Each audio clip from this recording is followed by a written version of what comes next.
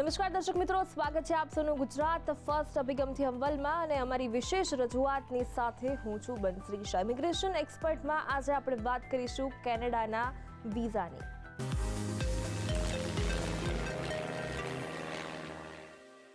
તો immigration expert એક એવો પ્રોગ્રામ જેમાં વિઝાને લગતા તમારા પ્રશ્નો અમે સોલ્વ કરતા હોઈએ છીએ. અમારી સાથે એના એક્સપર્ટ જોડાતા હોય છે, ઇમિગ્રેશન એક્સપર્ટ, અને કેવી રીતે જવાય, કયા વિઝા લેવાય, આ તમામ માહિતી આપણી સાથે શેર કરતા હોય છે. તો આજે આપણી સાથે જોડાયા છે ઇમિગ્રેશન એક્સપર્ટ વૈશાલી સિંહ, જે કેનેડાના એક્સપર્ટ છે, અને આજે આપણે મેળવીશું કેનેડાના વિઝાને લગતી महत्वની माहिती. तो अपनी साथ जुड़ा है वैशाली जी, आपका स्वागत है हमारे शो में. कैसे हो? Thank you so much. मैं बढ़िया, आप बताइए आप बस कैसे? मैं भी बढ़िया हूँ. अब वैशाली जी, ऐसा है कि लोगों में ना बहुत क्रेज़ है कि भाई हमें फ़ॉरेन जाना है, हमें यूएस जाना है, कनाडा जाना है, वहाँ जाके स्टडी होना है, वहाँ जाके पढ़ने जाना है. लोगों के बहुत अलग अलग परसेप्शंस होते हैं. तो आज हम कनाडा के वीज़ा के बारे में बात करेंगे. सबसे पहले तो कनाडा का क्रेज़ लोगों में इतना क्यों है? सी बंसरी, कनाडा मेन अट्रैक्टिंग पॉइंट है for youth and Indian citizens. 10 लोगों की बात करें तो 10 में से 8 से 9 कनाडा अपना फर्स्ट प्रेफरेंस मानते हैं, क्योंकि वहाँ पे बहुत सारे रीजंस हैं इस चीज़ के. क्वालिटी ऑफ एजुकेशन है कनाडा में. स्टडी की अगर अब हम बात करें तो जो हमारे स्टूडेंट्स हैं वो स्टडी के लिए कनाडा को प्रेफर करते हैं. और हेल्थ केयर फैसिलिटीज़ की अगर हम बात करें, हेल्थ केयर फैसिलिटीज़ वहाँ पे अच्छी फैसिलिटीज़ फ्री मिलती हैं वहाँ के कैनेडियन सिटीजन्स को और पीआर्स को.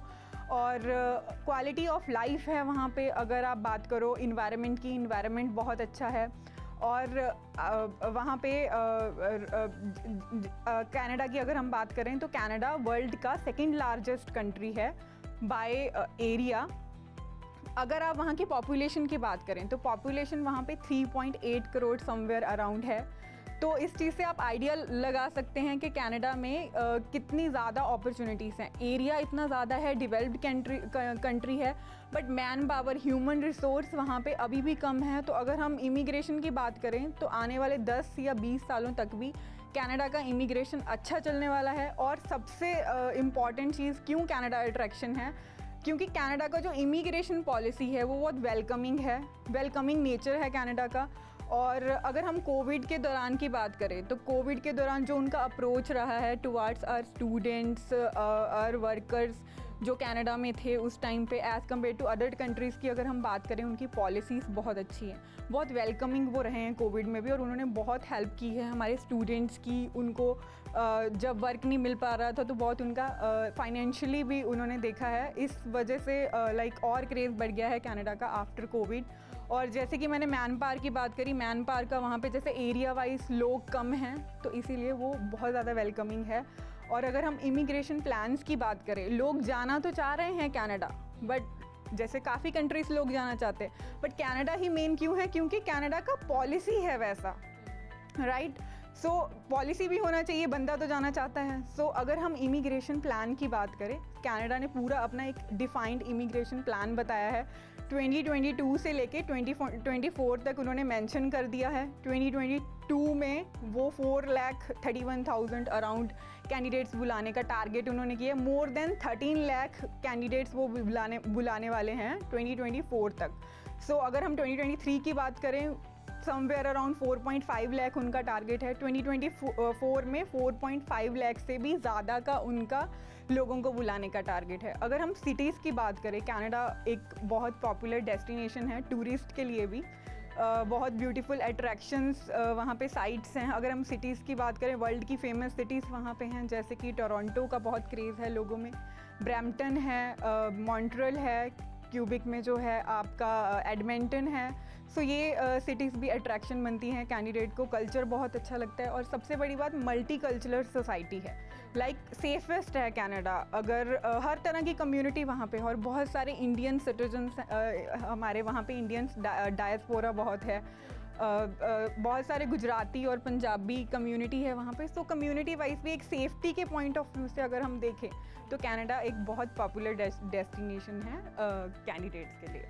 बिल्कुल वैशाली जी, बहुत अलग अलग टाइप के लोगों की हम बात कर रहे हैं कि कोई लोग ऐसे होते हैं कि जिनको सिर्फ घूमना पसंद है, कई लोग वर्ल्ड टूर करते हैं, जैसे कि विजिटर वीज़ा हो गया. तो हम वीज़ा टाइप्स की बात करें, किस किस टाइप्स के वीज़ा होते हैं कनाडा के लिए? जी जी, जैसे कैंडिडेट्स आते हैं, उनको कनाडा जाना है, ठीक है, वो बोलते हैं कि हमें किसी भी तरह कनाडा आप भेज दीजिए, उनको एक बार ही जाना है देखने के लिए कि ऐसा कैसे मेरा ग्रोथ हो, क्योंकि इकोनॉमी वाइज काफ़ी पॉसिबिलिटीज़ हैं कनाडा में। सो सबसे पहले तो ये जान लेना ज़रूरी है कि आप जाना तो चाहते हैं कनाडा, बट आपके लिए कौन सी कैटेगरी बेस्ट हो सकती है। सो उसमें अगर हम ब्रॉडली देखें, जैसे किसी को यहाँ से इंडिया से कनाडा जाना हो तो उसके लिए वीज़ा रिक्वायर्ड है, राइट, वो बिना वीज़ा के वहाँ पे जा नहीं सकता है। सो अगर हम वीज़ा कैटेगरीज को ब्रॉडली डिवाइड करें तो हम दो तरह की कैटेगरीज बोल सकते हैं, टेम्प्रेरी वीज़ास और परमानेंट वीज़ास। टेम्प्रेरी यानी आप टेम्प्रेरी बेसिस पे वहाँ पे माइग्रेट कर रहे हैं, 1 year, 2 year, 3 year, 4 year, permanent नहीं कर रहे हैं। टेम्प्रेरी आपके माइग्रेट होने के अलग अलग रीजंस हो सकते हैं, जैसे कि आप स्टडी विजिटर वीज़ा पे आप वहाँ पे जा रहे हो, विजिट ऑब्लिक टूरिस्ट वीज़ा हम बोल सकते हैं। विजिटर और टूरिस्ट वीज़ा कौन सा कैंडिडेट ले सकता है, जिसको वहाँ पे किसी अपने रिलेटिव के पास विजिट करने के लिए जाना हो, या फिर जैसे कि मैंने आपको बताया कनाडा एक टूरिस्ट प्लेस है तो टूरिज़्म पर्पज़ से वहाँ पे जाना हो। सो विजिटर और कनाडा वीज़ा वो कैंडिडेट्स अप्लाई कर सकते हैं। दूसरी कैटेगरी की अगर हम बात करें, दूसरे टाइप ऑफ वीज़ा की बात करें, स्टडी वीज़ास आते हैं। जैसे बहुत सारा हमारा यूथ है, 18 जैसे 12th के बाद कैंडिडेट्स हैं, ग्रेजुएशन के बाद कैंडिडेट्स हैं, तो वो कौन से पाथवे में जाएं, राइट। सो 12th आफ्टर ग्रेजुएशन अगर किसी को अपनी फॉरेन स्टडी प्लान करनी है तो उसको स्टूडेंट वीज़ा, स्टडी परमिट हम जिसको बोलते हैं, वो प्लान करना पड़ता है। तो स्टडी वीज़ा उनके लिए रिक्वायर्ड है। जो इंटरनेशनल एजुकेशन के एस्पिरेंट्स हैं वो स्टडी वीज़ा फाइल कर सकते हैं। तीसरी अगर हम कैटेगरी बोलें, वर्क वीज़ा, जो जिसके लिए सारे कैंडिडेट्स का काफ़ी अट्रैक्शन रहता है कि उनको सबका डिमांड होता है कि उनको वर्क करने के लिए कनाडा जाना है। सो अगर आपके पास कोई एम्प्लॉयर है कनाडा में जो आपको स्पॉन्सर कर रहा है, आपको जॉब ऑफर दे रहा है, तो आपको वर्क वीज़ा फाइल करना होता है। नो डाउट वर्क वीज़ा का पहले आपको एम्प्लॉयर ढूंढना पड़ेगा, एम्प्लॉयर का फिर गवर्नमेंट के साथ प्रोसेस होता है, आपको वो करना पड़ेगा। वो जब मेनली हम बोलते हैं लेबर मार्केट इम्पैक्ट असेसमेंट, तो LMIA का जो प्रोसेस होता है वो गवर्नमेंट का प्रोसेस होता है एम्प्लॉयर के साथ। एम्प्लॉयर को जस्टिफिकेशन देना पड़ता है कि वो आपको क्यों हायर कर रहा है। सो LMIA का प्रोसेस हो जाने के बाद आपको वीज़ा फाइल करना पड़ता है, work permit. So work permit mainly अगर आप वर्क पर्पस से जा रहे हो तो आपको करना रहता है। वर्क परमिट के बाद अगर हम बात करें मेनली विज़िटर में ही, अगर हम दूसरी कैटेगरी देखें तो बिज़नेस विज़िटर होता है, राइट। अगर आप बिज़नेस पर्पस से वहाँ पे विज़िट कर रहे हो तो उसको हम बिज़नेस विज़िटर वीज़ा बोल सकते हैं। उस कैटेगरी में बिज़नेस एस्पिरेंट्स अप्लाई कर सकते हैं। सो टेम्प्रेरी वीज़ाज़ की अगर हम बात करें तो टेम्प्रेरी वीज़ा में ये सब कैटेगरीज आती हैं। नेक्स्ट कैटेगरी की पे हम जाते हैं। टेम्प्रेरी वीज़ास तो हो गया, आपको टेम्प्रेरी वहाँ पे कनाडा में जाना है। अगर आपको परमानेंट विजिट करना है, जैसे मोस्टली कैंडिडेट्स जो वर्क के लिए जाते हैं, जिनको एम्प्लॉयर नहीं मिल पाता है कनाडा में, मेरा ऐसा एडवाइस है कि उनको PR के पाथवेज के लिए अप्लाई करना चाहिए, क्योंकि PR जब वो गेट कर लेंगे तो उनके पास पूरे वर्किंग राइट्स हो जाएंगे कनाडा के, राइट। PR में मोर देन 50 प्रोग्राम हैं, 50+ प्रोग्राम्स हैं। वैशाली जी, हमने बात की टेम्पररी वीज़ाज़ की, तो उसमें भी जो अप्लाई के लिए उसकी जो एप्लीकेशन है वो सब रहता है, उसमें रिजेक्शन के भी कुछ चांसेस रहते हैं क्या? यस, अगर यही नहीं, टेम्प्रेरी वीज़ा नहीं, कोई भी आप वीज़ा करते हो 1% rejection chances are there. But हमें तो पहुंचना है कनाडा, हमें तो अवॉइड करने हैं रिजेक्शन रीजंस। तो कई सारे रिजेक्शन रीजंस हो सकते हैं, इसका कोई जनरल आंसर नहीं हो सकता, कस्टमाइज्ड रहता है ये सबके लिए। बट मेनली अगर हम बात करें तो जैसे आपको एक अपना कवर लेटर वहाँ पे स्टेटमेंट ऑफ पर्पस देना होता है वीज़ा काउंसलर को। सो मेनली आपको वीज़ा काउंसलर को कन्विंस करना होता है कि वो आप कैसे जेन्युइन कैंडिडेट हो। अगर आप टेम्प्रेरी वीज़ा अप्लाई कर रहे हो तो आप उनके लिए टेम्प्रेरी कैंडिडेट होने चाहिए। लाइक आप वहाँ पे अगर स्टडी के लिए जा रहे हैं, आप स्टडी करके वापस आएंगे या नहीं आएंगे वो कैसे पता लगेगा, तो वो आपकी स्टेटमेंट ऑफ पर्पस से पता लगेगा। आपको जो स्टेटमेंट ऑफ पर्पस अपना रखना होता है वो बहुत क्लियर रखना होता है, जेन्युइन रखना होता है। सो अगर आपका SOP क्लियर है तो आपके काफ़ी हाई चांसेस रहते हैं वीज़ा होने के। तो rejection reasons one of the ये हो सकता है कि SOP सही नहीं है कैंडिडेट का। सेकेंड रीज़न ये हो सकता है कि आपने डॉक्यूमेंटेशन फॉर्म्स अच्छे से नहीं भरे हैं, आपके डॉक्यूमेंट्स आपके जेन्युइन नहीं हैं, वो भी रीज़न हो सकता है। मेनली वो तो आप देखो 1% कैंडिडेट्स का ही होगा, ज़्यादा का तो नहीं होगा। सो मिसमैच नहीं होना चाहिए, आपके फॉर्म्स के हिसाब से आपके डॉक्यूमेंट्स होने चाहिए। फाइनेंशियल तीसरा फैक्टर हो सकता है कि आप स्टडी के लिए जा रहे हो बट आप अप्रोप्रिएट, अब जैसे स्टडी परमिट जब हम अप्लाई करते हैं स्टूडेंट डायरेक्ट स्ट्रीम में, उन्होंने फ़ंड का रिक्वायरमेंट नहीं बताया, बट अगर आप लगा दो, क्योंकि रिजेक्शन रीजंस मेनली जनरल एक होता है और दूसरा होता है कि आपका लाइक फाइनेंशियल्स भी वो बताते हैं। तो फाइनेंशियल्स अगर आप पहले से क्लियर कर देते हो, bank balance certificate, bank statement, वो सब आप अपना अच्छे से बताते हो, तो ये रिजेक्शंस आपकी जो है वो पहले से ही रेक्टिफाई हो सकती हैं। बिल्कुल बिल्कुल। हमने टेम्पररी वीज़ाज़ की बात की, अब हम पीआर जो परमानेंट वीज़ा होते हैं उसके बारे में बात करें, उसमें कितने टाइप्स आते हैं? यस परमानेंट, अगर हम पाथवेज की बात करें, परमानेंट पाथवेज में मोर देन 50 प्रोग्राम्स हैं, बट ब्रॉडली हम बात करेंगे कौन कौन से हमारे पास प्रोग्राम्स हैं। First of all very famous express entry है। एक्सप्रेस एंट्री एक ऑनलाइन एप्लीकेशन मैनेजमेंट सिस्टम है इमिग्रेंट्स के लिए। एक्सप्रेस एंट्री फेडरल गवर्नमेंट ने स्टार्ट किया था। फेडरल गवर्नमेंट यानी कनाडा की central government. Federal express entry programme में 3 कैटेगरीज बेसिकली आती हैं: federal skill trade programme, foreign skills trade programme, foreign skilled worker and Canadian experience class. Right, foreign skilled worker programme यानी Canada के बाहर की जो कंट्रीज़ के वर्क एक्सपीरियंस होल्डर्स हैं, जो स्किल्ड वर्कर्स हैं, यानी हम इंडियन सिटीजन भी आ गए उसमें। सो उसमें आते हैं foreign skilled worker programme. Foreign skilled trade programmes यानी स्किल्ड वर्कर नॉर्मल, उसमें काफ़ी सारी कैटेगरीज आती हैं। जो ट्रेड ऑक्यूपेशंस होती हैं वो फॉरेन स्किल्ड ट्रेड प्रोग्राम्स में आती हैं, जिनके पास या तो जॉब ऑफर होना चाहिए कनाडा का, या फिर उनका वहाँ पे वर्क एक्सपीरियंस होना चाहिए। तीसरी category Canadian experience entry class, as it name suggest कि वो कैंडिडेट्स जिनके पास कनाडा का एक्सपीरियंस हो नॉर्मल स्किल्ड वर्कर में। सो बेसिकली 3 तरह के प्रोग्राम्स एक्सप्रेस एंट्री के थ्रू मैनेज होते हैं। राइट, अगर हम सेकंड प्रोग्राम की बात करें एक्सप्रेस एंट्री के बाद, तो पीएनपीस आते हैं। पीएनपी यानी provincial nominee programmes. Provincial nominee programmes as it name suggest, provinces, जैसे हम इंडिया में स्टेट्स बोलते हैं, यूनियन बोलते हैं, वैसे ही कनाडा में सेंट्रल गवर्नमेंट को हम फेडरल गवर्नमेंट बोलते हैं, और प्रोविंशियल जो हमारी स्टेट्स होती हैं उनको प्रोविंसेस बोलते हैं।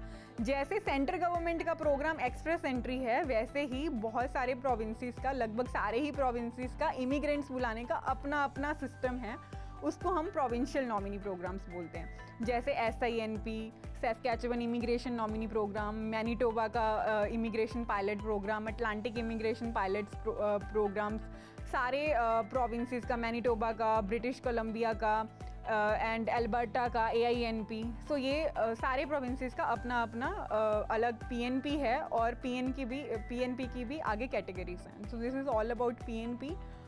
नेक्स्ट अगर हम देखें फैमिली स्पॉन्सरशिप प्रोग्राम्स, जैसे कोई पर्सन है, इंडियन सिटीजन है, वहाँ का सिटीजन हो गया है या PR हो गया है, उसको अपनी फैमिली को बुलाना है, तो वो कौन कौन सी फैमिली को बुला सकता है?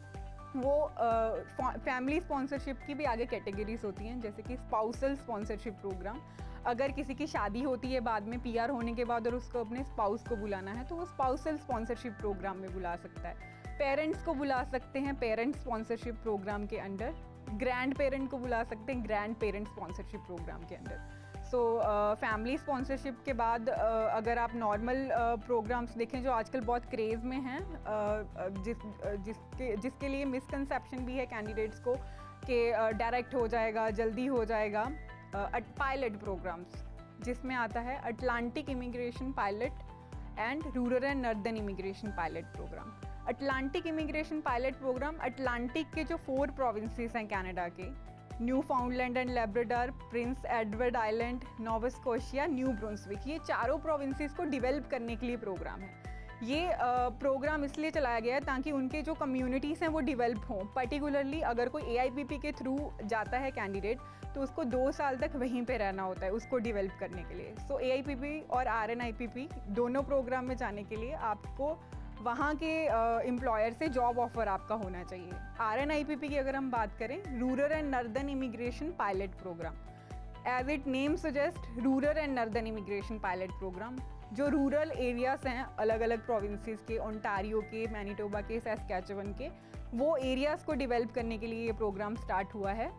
इसके लिए भी आपको पहले तो जॉब ऑफ़र चाहिए वहाँ से, उसके बाद अगर आपका आपको SOP में ये जस्टिफाई करना है कि आप कम्युनिटी को कैसे इनपुट कर सकते हो और आपको 2 साल तक कम्युनिटी में ही रहना है। So this is rural and northern immigration pilot programme. Next one is caregiver programme, right, जो वहाँ पे जैसे होम वर्कर्स होते हैं, चाइल्ड संभालने के लिए, सिक कैंडिडेट्स को, सिक वहाँ पे सिटीजन्स को संभालने के लिए, वो पोजीशन पे जो कैंडिडेट्स काम कर रहे हैं या वो पोजीशन के लिए जिनके पास जॉब ऑफ़र है, वो केयर गिवर प्रोग्राम में अप्लाई कर सकते हैं। उसके बाद आता है एग्रीकल्चर फूड पायलट प्रोग्राम। जैसे कि कनाडा में हमारे जो इंडियन सिटीजन्स गए हुए हैं मोस्टली एग्रीकल्चर स्ट्रीम है, और उनका भी जैसे सारी कंट्रीज़ का होता है farming is a main occupation, right. So Canada में भी फार्मिंग ऑक्यूपेशन काफ़ी प्रेवलेंट है। उसमें वर्कर्स का उनको कोई घाटा ना आए उसके लिए उन्होंने ये प्रोग्राम स्टार्ट किया है। उसमें कुछ एक इंडस्ट्रीज़ जैसे आपकी फार्मिंग में हॉर्टिकल्चर, एग्रीकल्चर में भी काफ़ी कैटेगरीज आती हैं, जितनी भी horticulture and this vermi pharma, वो सारी कैटेगरीज के लिए नॉन सीजनल वर्कर्स को बुलाने के लिए ये प्रोग्राम है, agriculture food and pilot programme, right. So mainly अगर हम नेक्स्ट बात करें, ये तो हो गया कि जॉब ऑफर स्पेसिफिक प्रोग्राम हो गए 3-4, पहले एक्सप्रेस एंट्री और PNPC हुए जिसमें नॉर्मल बंदा बिना जॉब ऑफर के अप्लाई कर सकता है। Next is very interesting, self employed programme. अगर कोई कैंडिडेट यहाँ पे है, सेल्फ एम्प्लॉयड में 2 कैटेगरीज आती हैं, कल्चरल एक्टिविटीज़ और एथलेटिक्स, राइट। कल्चरल एक्टिविटीज़ और एथलेटिक्स में अगर कोई सेल्फ एम्प्लॉयड है इंडिया में, तो वो कनाडा में PR ले सकता है डायरेक्टली। जैसे कि mostly PR programmes point based system होते हैं, वैसे ही सेल्फ एम्प्लॉयड भी पॉइंट बेस्ड सिस्टम है, but it's easy as compared to other programmes. 100 में से आपको 35 पॉइंट स्कोर करने होते हैं, जो कि एवरेज बंदे के हो जाते हैं। जैसे कि मैंने बताया 2 कैटेगरीज एलिजिबल हो सकती हैं, कल्चरल एक्टिविटी वाले प्रोफेशंस और एथलेटिक्स वाले प्रोफेशंस, राइट। सो इसमें क्या है, आपका 2 साल का वर्क एक्सपीरियंस होना चाहिए यहाँ पे सेल्फ एम्प्लॉयड की तरह। 2 कंडीशंस हो सकती हैं, या तो आपने 2 साल पे वर्ल्ड लेवल पे काम किया हो कल्चरल एक्टिविटीज़ और एथलेटिक्स में, दूसरा या फिर आप यहाँ पे सेल्फ एम्प्लॉयड हो। अगर दोनों में से एक भी चीज़ है तो आप अप्लाई कर सकते हैं। तो yes, it's very easy, but इसमें एक कैच है कि आपका इसमें 41 मंथ्स का वेटिंग पीरियड है। लाइक प्रोसेसिंग टाइम, आप डायरेक्ट फाइल तो लॉन्च कर सकते हैं, but processing time is 41 months. तो अगर आप वेट करने के लिए प्रिपेयर हैं तो ये प्रोग्राम मैं एडवाइस करूँगी आपको, सेल्फ एम्प्लॉयड वाले कैंडिडेट्स इसमें कर सकते हैं। इट्स ऑल अबाउट आपने बोला वेट कर सकते हैं, मतलब इसमें चांसेस कितने हैं वीज़ा आने के? जैसे कि मैंने बताया आपको, PR की अगर हम बात करें, PR is a long process.